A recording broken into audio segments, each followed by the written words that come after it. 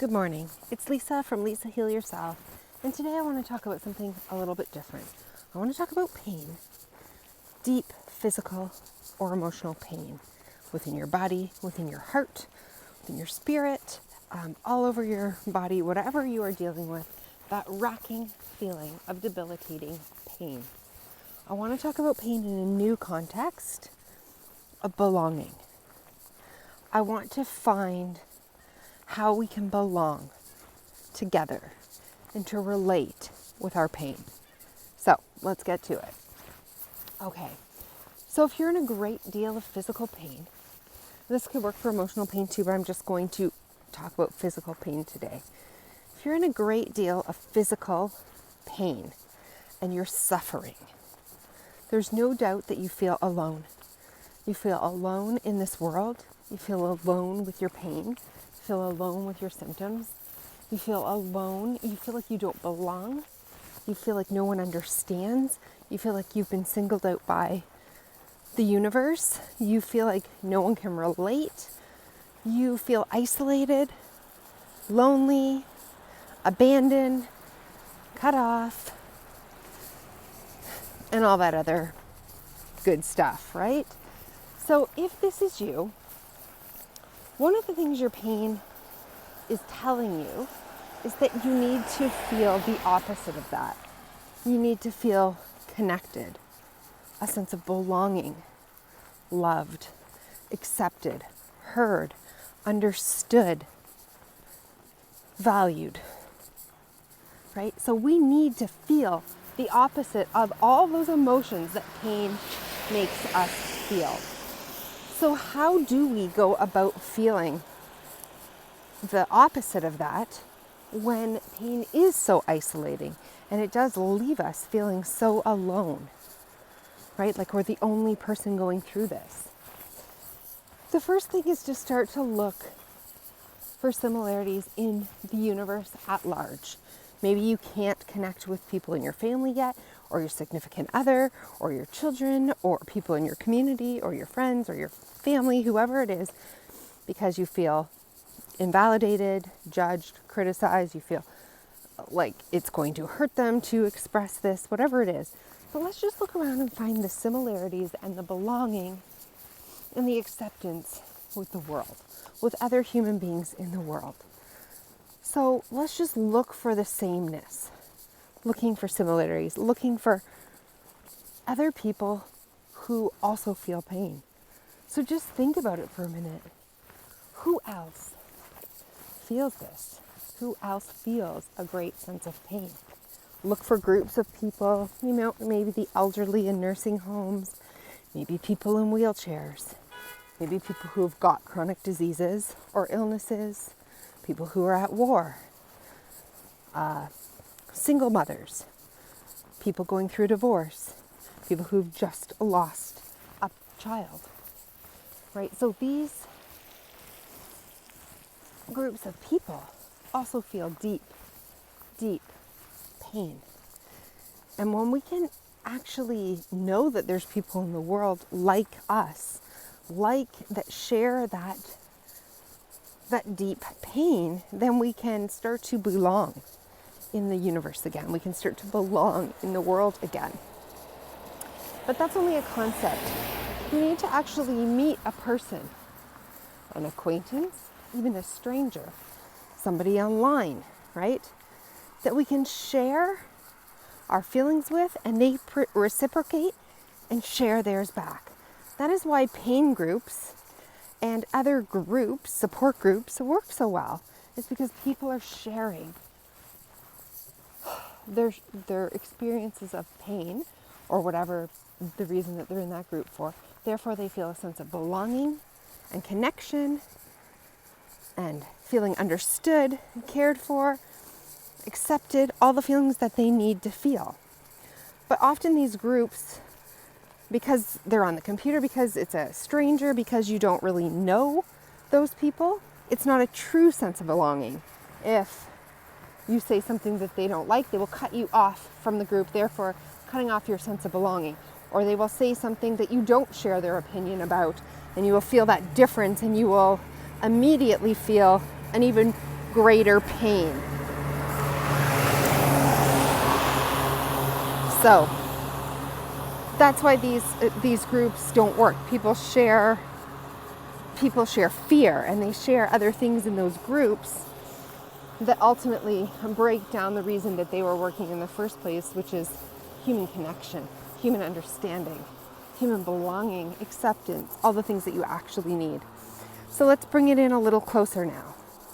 Maybe we find somebody, a friend, somebody in our community, a therapist, someone that we can sit with one-on-one now, in person, and talk to.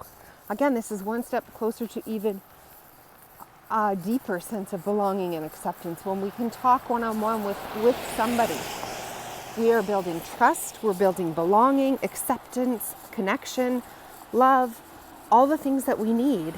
And yet again, it's not a true sense of connection or belonging, because if it's a therapist, you're maybe paying them. If it's an acquaintance, you maybe don't see them often enough, right? And they have their own families, they have their own life. So again, it's not that deep, true sense. So let's bring it in closer, right? So let's talk, let's bring it all the way in. Let's zoom it all the way in to the people that matter most to us, to the people that we're supposed to belong with, our own families, our own significant other, our own parents, our own children, our own extended family, cousins, uncles, aunts, in-laws. Right? Let's bring it right in to the most important person, even to the most important person or people in our lives. This is who we are truly searching for, that sense of belonging, connection, understanding, acceptance, right? Love from. And we are either communicating our pain to them and they're not hearing it, they're not responding in a sense that we feel belonging. They're either too busy for us, they don't care about us anymore, they don't want to hear it anymore. Whatever it is, that leaves us with an even deeper sense of rejection and isolation and separateness, right? Isolation, feeling cut off. If the person that we love the most in the world rejects the painful part of us that needs love and acceptance and attention and connection and to be heard. So that is why people can break up, or people can stop telling the people that they love the most just because of fear of rejection. Sometimes that is why we don't even talk about it with our cousins, aunts, uncles, children, whatever. We hide behind a mask because we're afraid that if we do reveal it, a lot of times we say, I'm too afraid that it will hurt others, that I will bring others down, that I will cause them pain. But that is not the real reason. That's only part of it. That's mostly a lie, a protective shield lie. And the truth is that we're afraid if we expose ourselves to the people that we love the most and they reject us and we end up feeling more isolated, then there's nothing left for us. We will feel completely alone in the entire world. So as long as we're hiding behind a mask or a face, then we don't have to put it out there and experience that ultimate rejection or isolation or aloneness, deep, deep aloneness. Because everybody needs to belong. We need to belong in this world, and we need to share our deepest pains. Ultimately, if we even zoom it in a step closer to the closest that we can get, now we're talking about God, the universe itself at large, and ourselves. So when we try to reject or look away from or push down or deny or hate or want gone this pain within us, this pain that isolates us and keeps us cut off and lonely and like we don't belong, with the entire world, when we reject that within ourselves, we actually reject ourselves. So it is the deepest hurt now. Now we are right at the core, right? So if we reject an aspect or a part of ourselves, the painful part of ourselves, the pain itself, then we're in turn rejecting our own selves. And that leaves us with an inner sense of deep isolation, abandonment. It makes the pain grow. And that is why the pain is growing and growing, because you're so isolated and you're cut off, not only from the world, not only from other human beings, not only from people in your community, not only from your extended family members and your main people in your lives who you love, your partner, your parents, your children, the people you love more than anything, not even God, and now yourself. So that is the deepest wound a person can experience, being rejected by themselves, being abandoned by themselves, being cut off from themselves, right? Feeling lonely, feeling isolated by themselves. So it starts with building a sense of belonging with yourself, with God, with your closest family members, with your community, with friends, with other people in the world, with support groups, with the world at large, the universe at large. We need to build back bit by bit this sense of it's okay to share who I am without the fear of rejection. It's okay to share this pain and connect over this pain, to have somebody accept me. And if they can't, accept myself, right? So we need to belong. We need to belong to ourselves. We need to belong to the people that we love. And we need to feel belonging from the world in general. And that is something that you really need to work on if you're experiencing pain, physical pain, emotional pain, deep suffering of pain. You need to put forth the goal of trying to belong, of opening to belonging, of taking the chance, taking the risk, opening your heart, right? Oh, they always say, open your heart. You've got to trust again. But this could never be more true than it is when you're in pain.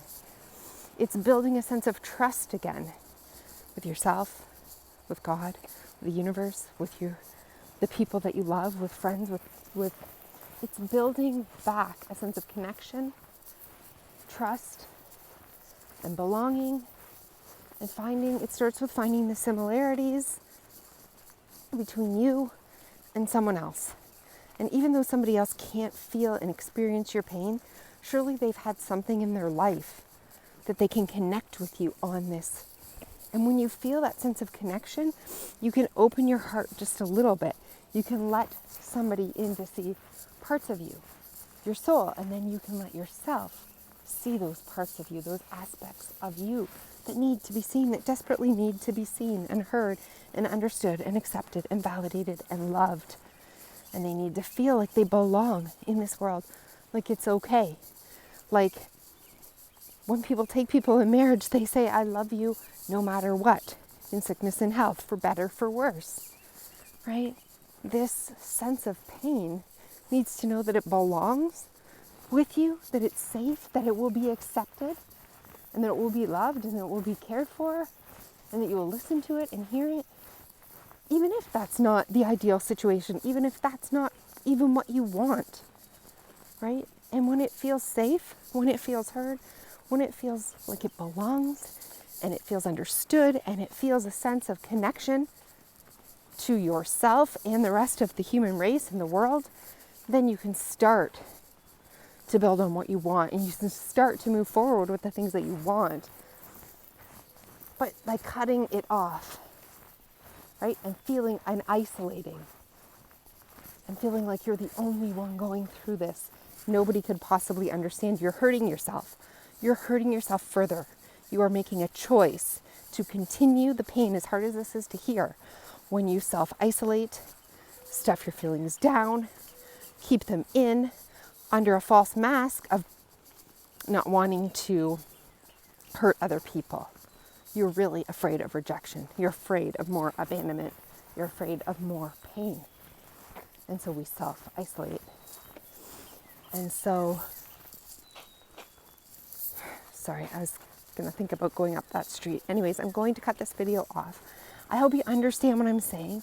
And I hope that if you're in pain today, you will take the first step, which is opening your heart, looking for similarities, looking for a sense of connection, a way to belong, a way to open, a way to connect, a way to be loved, to be heard, to be understood, and to be accepted.